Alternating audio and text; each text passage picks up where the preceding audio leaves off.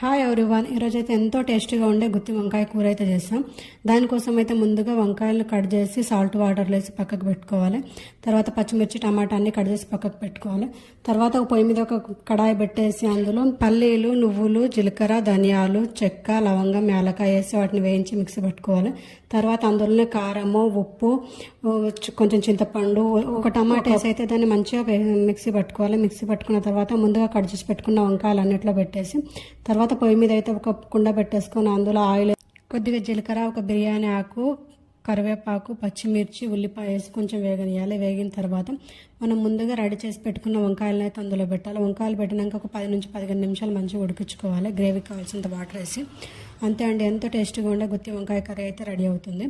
దీనికి కాంబినేషన్గా అయితే ఈరోజు నేను బగారా రైస్ చేసాను మరియు జొన్న రొట్టె చేసుకున్నాను. జొన్న రొట్టెతో అయితే గుత్తి వంకాయ కర్రీ చాలా అంటే చాలా సూపర్గా ఉంటుంది. వీడియో నచ్చితే like and subscribe. Thank you for watching.